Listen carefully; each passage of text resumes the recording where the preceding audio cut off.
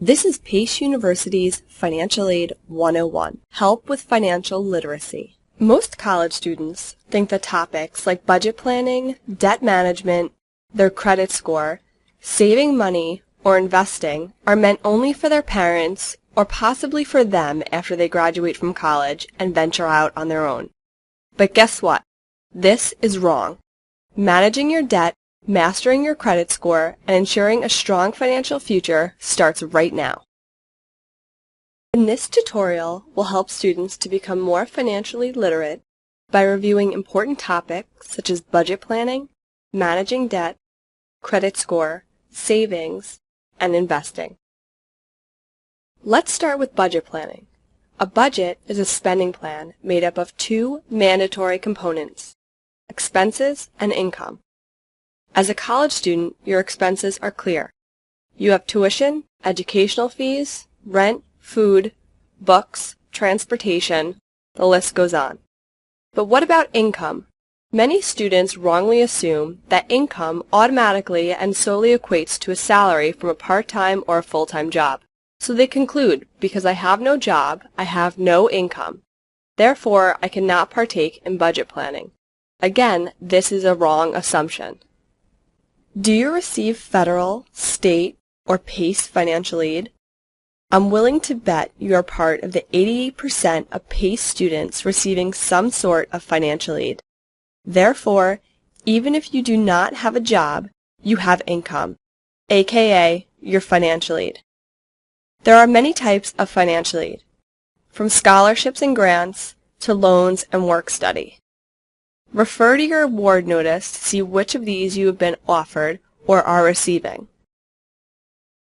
As a student, the first step you can take in managing your debt and ensuring that your income or financial aid follows you for your college career is to learn and to meet the criteria needed to retain your aid. Read your scholarship agreement form and do all in your power to meet the required grade point average, or QPA, and enrollment status to retain this award for the full 4 years. Make sure that you meet general, federal, and New York State academic progress requirements to retain your federal and state grants and loans as well. Because most students rely heavily on financial aid and would be hard-pressed to continue their education without it. Let's look at your expenses and income together to form your budget. Your college expenses can be divided into two categories.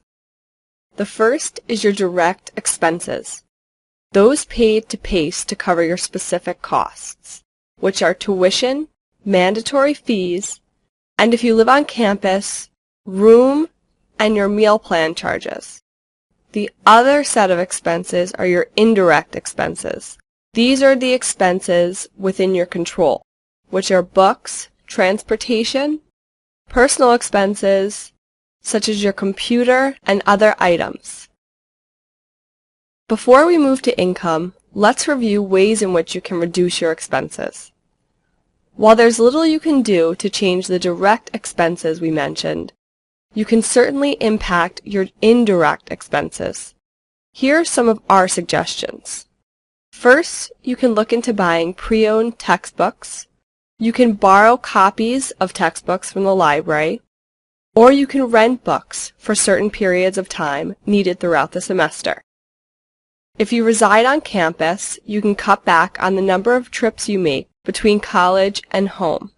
Instead of ordering pizza and using discretionary funds to eat out, take advantage of the meal plan you purchased.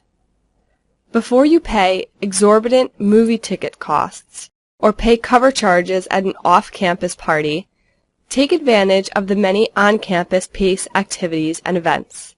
Many times the PACE-sponsored events are at nominal cost or no charge at all to students.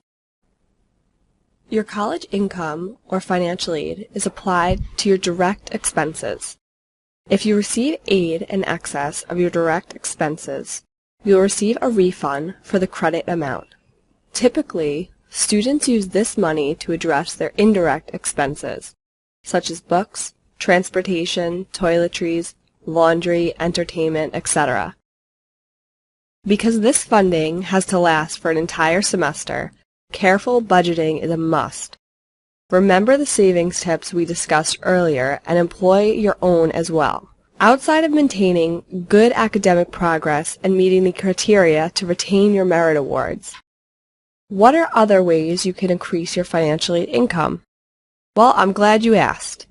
If you excel in your academics, maintaining above a 3.0 QPA, and demonstrate financial need, you might be a perfect candidate for an endowment scholarship. These awards sit on top of your current merit scholarship. You can also apply for a resident assistant position. RAs receive free campus housing and 6 credits of tuition remission each semester. If you're not interested in the RA program, you can apply for an on-campus work-study position where you can earn a paycheck every 2 weeks. The Student Development and Campus Activities, or SDCA, also offers a variety of tuition remission benefits to students who volunteer their time and skills on things like SGA Board, Vox, Yearbook, the PACE radio station, or other activities throughout the year. Next, we'll take a look at managing debt. If you are like the vast majority of students, you've borrowed a student loan or two to help finance your education. So let's talk a little about debt and safeguarding your most valuable credit rating. First, borrow only what you need in loans.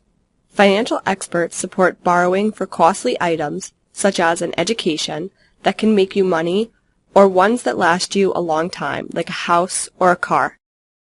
Borrowing for wants like clothes, vacations, and eating out can become expensive and harmful to your future credit score. Some tips for managing student loan debt are: pay the accrued interest on all unsubsidized loans quarterly when you receive the bill statement from your lender. The lender will give you the option to defer the interest payments as you are deferring the principal, but make sure you refuse this offer. The unpaid interest is being added to the principal and accruing more debt, in essence, snowballing debt on debt. If after you graduate you are unable to pay your loan due to unemployment, illness, a return to school, or other pressing financial commitments, make sure you communicate this to your lender.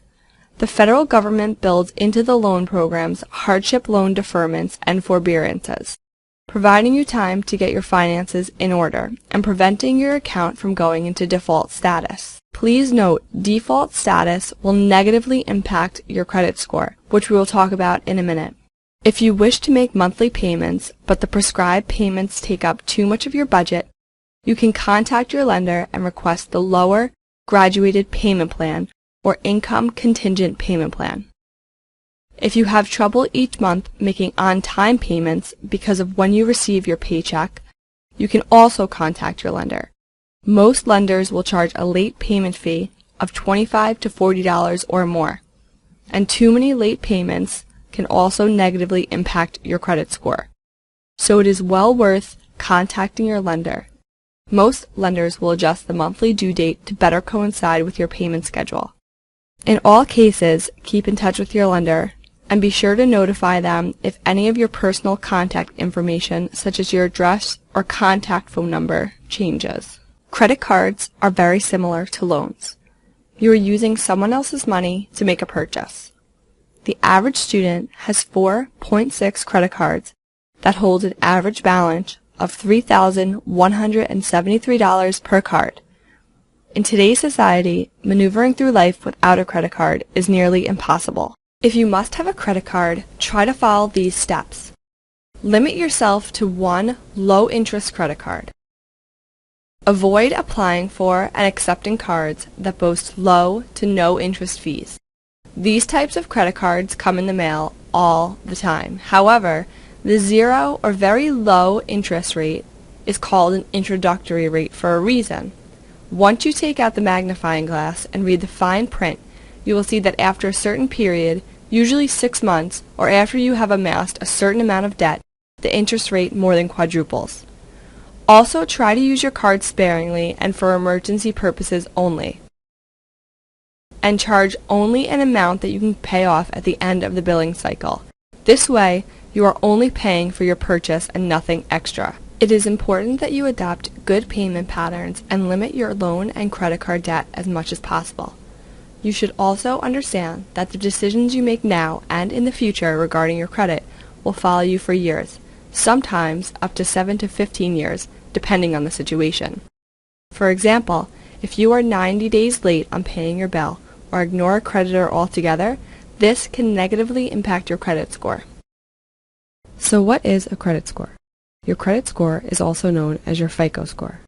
You have 3 FICO scores, one for each of the 3 credit bureaus: Experian, TransUnion, and Equifax. Your 3 FICO scores affect both how much and what loan terms, interest rates, etc. lenders will offer you at any given time. In short, it indicates to lenders, mortgage companies, prospective employers, universities, etc. if you are a good risk or not. Let's end our session together with a brief discussion on savings. Financial experts suggest that you pay yourself first. In other words, once you begin working, set aside a set amount each paycheck to be deposited into a savings account. Once you begin working, take advantage of savings plans that may be offered by your employers. Many withhold an amount of your salary predetermined by you and automatically deposit into your savings account. If you are a full-time student and are not yet working or receiving a salary, you should set aside a percentage of your refund from financial aid or from monetary gifts from parents or grandparents in a savings account. It is recommended that we save at least 5% of our income per year. If 5% is not possible, set an amount and faithfully stick to that savings amount until you can up the ante. Not sure where to start when it comes to savings? Open a basic savings account at a bank or credit union of your choice. The general rule of thumb is anything under $1,000 should be kept in this type of basic savings account. Once you have amassed $1,000 or more, you may want to consider transferring a portion of your savings to a money market account, as these accounts usually pay a higher rate of interest. Banks are the safest place to store money. If a bank goes out of business, your income is insured by the Federal Deposit Insurance Company, or FDIC, for up to $250,000. Although banks pose very little risk to clientele, they also offer the least amount of interest on your investment. While stocks and bonds usually have a better return, they also present more risk. As a result, experts recommend that you diversify your savings and investments between standard savings accounts, stocks, bonds, etc. It's important to keep a diverse portfolio over time. Remember that savings, investing, and smart money management starts now, and it's important to stick to the following rules. Create a budget and stick to it. Reduce expenses whenever possible. Increase income wherever possible. Borrow only what you need when it comes to loans and credit cards. Pay quarterly interest amounts for any unsubsidized loans that you've taken out. Keep in contact with your lender and update them of any issues you have with meeting payment deadlines. Limit yourself to 1 credit card. Use credit cards for emergencies only. Pay your entire amount of credit card charges at the end of each billing cycle. Try to save at least 5% of your income per year. Take advantage of employer retirement accounts. And maintain a diverse savings portfolio. That's all for our tutorial on financial literacy. Thanks for watching and have a great semester.